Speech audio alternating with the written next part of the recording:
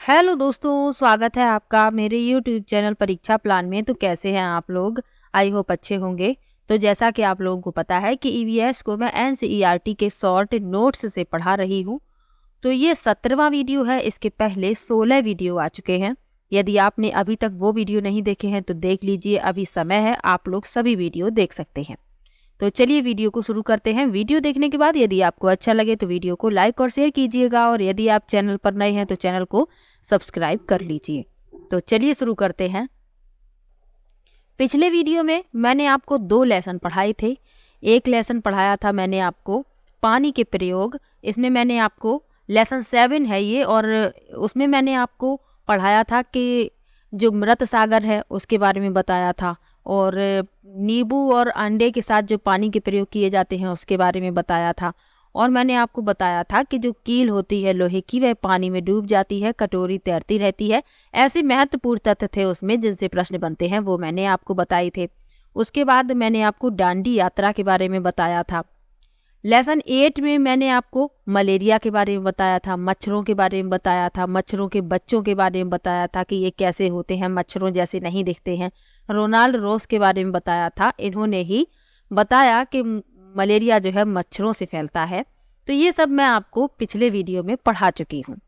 आज की वीडियो में कुछ ऐसे टॉपिक हैं जिनसे प्रश्न पूछे जाते हैं। प्रश्न इस तरीके से पूछे जाते हैं कि ग्रुप लीडर की जिम्मेदारियों के जो कथन दिए गए हैं उनमें सत्य कथनों की पहचान कीजिए। तो आपको ग्रुप लीडर की जिम्मेदारियां याद रखनी है। ये जो लेसन है ये आधारित है माउंटेनियरिंग पर, यानी जो पर्वतारोहण होता है उस पर आधारित है। जो पर्वतारोही होते हैं वो ट्रेनिंग कैसी दी जाती है वो इस लेसन में बताया गया है। लेसन का नाम है डायरी कमर सीधी ऊपर चढ़ो। तो संगीता अरोड़ा जी हैं जिन्होंने अपने अनुभव साझा किए हैं। उन्होंने अपनी डायरी में से ये अनुभव बताए हैं। तो चलिए पढ़ लेते हैं। सबसे पहले आपको ये जानना आवश्यक है कि Nehru institute of mountaineering Uttarkashi में स्थित है। इसकी स्थापना 14 नवंबर 1965 में की गई थी। यहाँ पर एडवेंचर कोर्स और माउंटेनियरिंग कोर्स कराए जाते हैं। तो ये पूछा गया है, तो आपको याद रखना है कि नेहरू इंस्टीट्यूट ऑफ माउंटेनियरिंग कहाँ पर स्थित है? उत्तरकाशी में स्थित है, यानी कि उत्तराखंड में। और इसकी स्थापना 14 नवंबर 1965 में की गई थी। 14 नवंबर को पंडित जवाहरलाल नेहरू की जयंती होती है, यानी बाल दिवस होता है। तो उसी दिन इसकी स्थापना की गई थी। अब इसी लेसन में बताया गया है कि ग्रुप लीडर की क्या जिम्मेदारियां होती हैं। यानी कि जब पर्वत पर चढ़ने की ट्रेनिंग ली जाती है तो ग्रुप बनाया जाता है और उसमें एक ग्रुप लीडर होता है। तो ग्रुप लीडर की क्या जिम्मेदारियां हैं वो आपको याद रखनी है। तो पूरे ग्रुप के आगे बढ़ जाने पर ही आगे बढ़ना, बाकी लोगों का सामान उठाने में मदद करना, जो चल ना पाए उसे हाथ पकड़ कर चढ़ाना, रुकने के लिए जगह ढूंढना, साथी के बीमार पड़ने पर उसका ध्यान रखना, सबके खाने पीने का इंतजाम करना। ये ग्रुप लीडर की जिम्मेदारियां हैं। और ये आपको याद रखनी है कि ग्रुप लीडर जो है, सब जो ग्रुप के लोग हैं वो आगे बढ़ जाते हैं तभी आगे बढ़ता है, यानी उसे पीछे चलना होता है। जो लोग सामान उठाने में असमर्थ हो जाते हैं उनका सामान उठाने में मदद करनी पड़ती है। जो चल ना पाए उसे हाथ पकड़कर चढ़ाना पड़ता है, रुकने के लिए जगह ढूंढनी पड़ती है। जो साथी बीमार हो जाता है उसका ध्यान रखना पड़ता है, और सबके खाने पीने का इंतजाम देखना पड़ता है।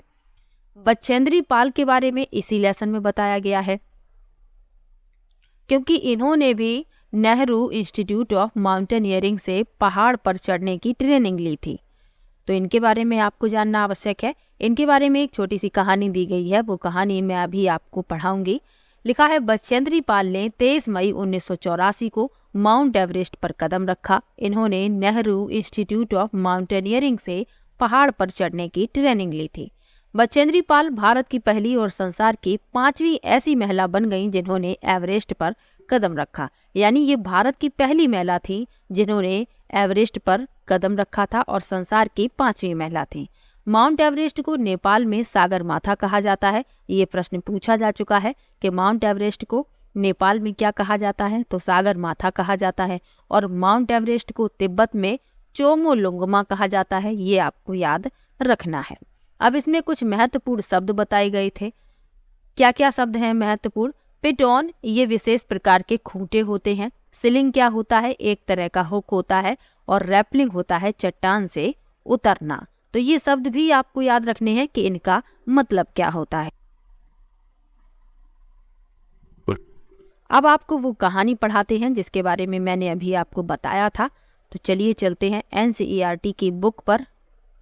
ये कहानी दी गई है बछेंद्री पाल के बारे में। खेल खेल में लिखा है, पहाड़ी इलाके में रहने वाली 12 वर्ष की एक पहाड़ी लड़की स्कूल से पिकनिक के लिए गई। वहां अपनी सहेलियों के साथ वह खेल ही खेल में लगभग 4000 मीटर ऊंची पहाड़ की चोटी पर चढ़ गई। वह चढ़ तो गई, लेकिन अंधेरा हो जाने के कारण वापस उतर नहीं पाई। वहां था केवल गुप्त अंधेरा, डर और ठंड, पास में कुछ नहीं, और बितानी थी पूरी रात। हाँ, यह है गढ़वाल के नाकुरी गांव में रहने वाली बछेंद्री पाल के बचपन की एक घटना। बड़े होकर नेहरू इंस्टीट्यूट ऑफ माउंटेनियरिंग से उन्होंने पहाड़ पर चढ़ने की ट्रेनिंग ली और उन्हें गाइड करने वाले थे ब्रिगेडियर ज्ञान सिंह। वे महिलाओं को पहाड़ों पर चढ़ने की ट्रेनिंग देने लगी। 1984 में बछेंद्री को माउंट एवरेस्ट पर चढ़ने के लिए चुना गया। अब एक और घटना लिखी हुई है। जब वे पहाड़ पर चढ़ रही थीं तो एक धमाका हुआ। तो इस घटना के बारे में भी पढ़ लेते हैं।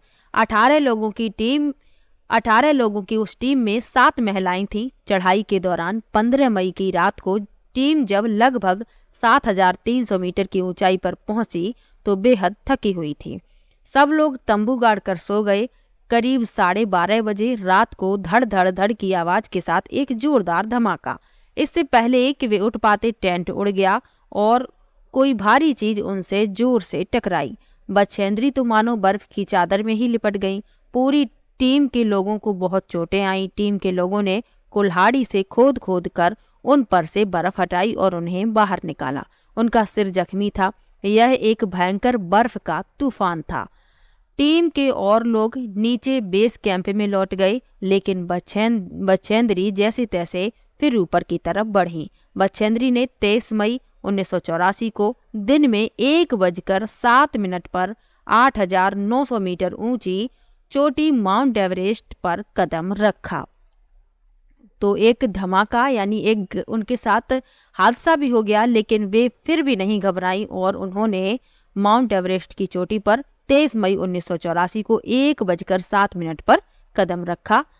आगे लिखा है, उनके साथ उनकी टीम का एक साथी भी था। चोटी पर 2 लोगों के खड़े होने की जगह नहीं थी। पैर फिसलते ही हजारों फुट नीचे ही गिरकर रुकते। उन्होंने बर्फ खोदकर अपनी कुल्हाड़ी को हुक की तरह गाड़ा और रस्से से अपने आप को उस हुक से बांधा। तब वे लोग वहां पर खड़े हो पाए। वे ठंड से कांप रही थी पर खुशी से झूम भी रही थी। उन्होंने वहां माथा टेका, तिरंगा गाड़ा और कई फोटो भी खींचे। करीब 43 मिनट तक वह दुनिया की सबसे ऊंची चोटी पर रहीं। इसके साथ ही बछेंद्री पाल भारत की पहली और संसार की 5वीं ऐसी महिला बन गई जिन्होंने एवरेस्ट पर कदम रखा। तो करीब 43 मिनट तक बछेंद्री पाल माउंट एवरेस्ट पर रहीं। उन्होंने वहां पर माथा टेका, तिरंगा गाड़ा, कई फोटो भी खींचे और इतनी ठंड थी, वे ठंड से कांप भी रही थीं और लेकिन खुशी से वे झूम रही थीं। इसके साथ ही बछेंद्री पाल भारत की पहली और संसार की 5वीं ऐसी महिला बन गई जिन्होंने एवरेस्ट पर कदम रखा था। तो ये कहानी आपको जानना आवश्यक था। शॉर्ट नोट्स में मैंने शॉर्ट में लिखा है, लेकिन जो भी इम्पोर्टेंट है वो मैं आपको एनसीईआरटी से बता देती हूँ ताकि आपका कोई भी प्रश्न गलत ना हो। चलिए चलते हैं, अगले लेसन को भी इसी वीडियो में मैं पढ़ाऊंगी। अगला लेसन है बोलती इमारतें। पाठ 10 है बोलती इमारतें। तो इसमें इमारतों के बारे में बताया गया है। तो इसमें बताया गया है सबसे पहले गोलकोंडा किला के बारे में और इसी से प्रश्न पूछा जाता है। इसमें सुल्तान के महल के बारे में भी बताया गया है, लेकिन प्रश्न इसी से पूछा जाता है तो मैंने इसी के बारे में यहाँ पर लिखा है। यहाँ आप चित्र में ये गोलकोंडा का किला भी देख सकते हैं। तो लिखा है गोलकोंडा किला हैदराबाद में स्थित है। इस किले का निर्माण 13वीं शताब्दी में काकतीय वंश ने कराया था। इसे भारत के सबसे उत्कृष्ट गढ़ों में से एक माना जाता है। तो ये प्रश्न पूछा जा चुका है कि गोलकोंडा किले का निर्माण किसने करवाया था? तो काकतीय वंश ने करवाया था। ये आपको याद रखना है। यह किला उस समय की नवाबी संस्कृति का प्रतीक है। किले की बाहरी दीवार में 87 बुर्ज हैं। किले की दीवारें मोटी हैं, विशाल दरवाजा लगा है। तो बाहरी दीवार में 87 बुर्ज हैं, ये आपको याद रखना है। 87 बुर्ज हैं और जो दीवारें हैं वो काफी मोटी हैं और विशाल दरवाजा लगा हुआ है। किले में कई बड़े बड़े टैंक और फव्वारे थे जिनमें हर समय पानी चलता रहता था। औरंगजेब की पूरी फौज बंदूकों और तोपों के साथ किले पर हमला करने आई थी, पर किले में घुस नहीं पाई। उसकी पूरी सेना 8 महीनों तक बाहर ही बैठी रही। तो किले के अंदर घुसना इतना आसान कार्य नहीं था, इसलिए तो औरंगजेब की सेना 8 महीनों तक बाहर ही बैठी रही और किले के अंदर नहीं घुस पाई। किले में एक तोप रखी है जिसका इस्तेमाल औरंगजेब ने किया था। यह तोप कांसे से बनी है। कांसा, तांबे और टिन को पिघलाकर बनाया जाता है। मोस्ट इम्पॉर्टेंट क्वेश्चन कई बार पूछा गया है। प्रश्न पूछा जाता है कि कांसा किसकी मिश्र धातु है, तो तांबे और टिन की। ये प्रश्न कई बार पूछा गया है। ये प्रश्न पेपर सेकंड में SST में भी पूछा जाता है। तो आपको बस इतना याद रखना है, जो कांसा है वह तांबा और टिन को पिघलाकर बनाया जाता है। तो जो तोप किले में रखी है वह औरंगजेब ने इस्तेमाल की थी और यह तोप कांसे से ही बनी है। आगे बढ़ते हैं म्यूजियम के बारे में। म्यूजियम क्या होता है? म्यूजियम यानी कि संग्रहालय। तो यहाँ पर उन वस्तुओं का संग्रह किया जाता है जो प्राचीन काल में प्रयोग की जाती थी। तो यही मैंने यहाँ पर लिखा हुआ है। म्यूजियम वह स्थान होता है जहाँ पुरानी वस्तुएं रखी जाती हैं। म्यूजियम में पुराने बर्तन, औजार, जेवर, हथियार आदि ऐतिहासिक वस्तुएं रखी जाती हैं ताकि लोग इनके बारे में जान सकें, उन्हें देख सकें कि ये प्राचीन समय में प्रयोग होते थे। तो यही आपको इतना ही याद रखना है लेसन 10 में, और कुछ भी नहीं है। इसमें गोलकोंडा किले के बारे में ही प्रश्न पूछा जाता है, वही मैंने यहाँ पर लिख दिया है और इससे बाहर प्रश्न नहीं आएगा। तो इतना ही आपको याद रखना है कि गोलकोंडा किला हैदराबाद में स्थित है। इस किले का निर्माण 13वीं शताब्दी में काकतीय वंश ने करवाया था। इसे भारत के सबसे उत्कृष्ट गढ़ों में से एक माना जाता है। यह किला उस समय की शानदार नवाबी संस्कृति का प्रतीक है। किले की बाहरी दीवार में 87 बुर्ज हैं। किले की दीवारें मोटी हैं और विशाल दरवाजा लगा है। किले में कई बड़े बड़े टैंक और फव्वारे थे जिनमें हर समय पानी चलता रहता था। औरंगजेब की पूरी फौज बंदूकों और तोपों के साथ किले पर हमला करने आई थी, पर किले में घुस नहीं पाई। उसकी पूरी सेना 8 महीनों तक बाहर ही बैठी रही। किले में एक तोप रखी है जो कांसे से बनी है, जिसका इस्तेमाल औरंगजेब ने किया था, और कांसा, टिन और तांबे को पिघलाकर बनाया जाता है। बस आपको इतना ही गोलकोंडा किले के बारे में याद रखना है। तो आज की वीडियो में मैंने आपको 2 लेसन पढ़ाए। एक लेसन में मैंने आपको पर्वतारोहण के बारे में बताया और पर्वतारोहियों के बारे में बताया और बछेंद्री पाल के बारे में बताया। प्रश्न जो पूछा जाता है बछेंद्री पाल से ही पूछा जाता है, तो मैंने आपको बता दिया। कहानी भी आपको पढ़ा दी। दूसरे लेसन में मैंने आपको गोलकोंडा किले के बारे में और म्यूजियम के बारे में बताया। इतना यदि आप पढ़ रहे हैं, लगातार EVS की क्लास ले रहे हैं, आपका कोई भी प्रश्न गलत नहीं हो सकता। बस आप ईमानदारी से पढ़ते रहिए और अभी मैं इम्पोर्टेंट क्वेश्चन की प्रैक्टिस भी करवाऊंगी। बस आप लोग साथ बने रहिए और वीडियो देखते रहिए। अभी भी समय है। यदि आपने सभी वीडियो नहीं देखी हैं, कोई भी वीडियो आपका छूटा है तो देख लीजिए। अभी समय है, आप लोग देख लेंगे। एग्ज़ाम आपका 14 दिसंबर को होना है, तो अभी समय है आप लोगों के पास। तो चलिए मिलते हैं नेक्स्ट वीडियो में। और अभी तक मैंने आपको जितने भी टॉपिक पढ़ाए हैं, किसी भी टॉपिक में आपको किसी भी प्रकार का डाउट हो तो आप कमेंट बॉक्स में ज़रूर लिखिएगा। तो चलिए मिलते हैं नेक्स्ट वीडियो में। तब तक के लिए बाय बाय।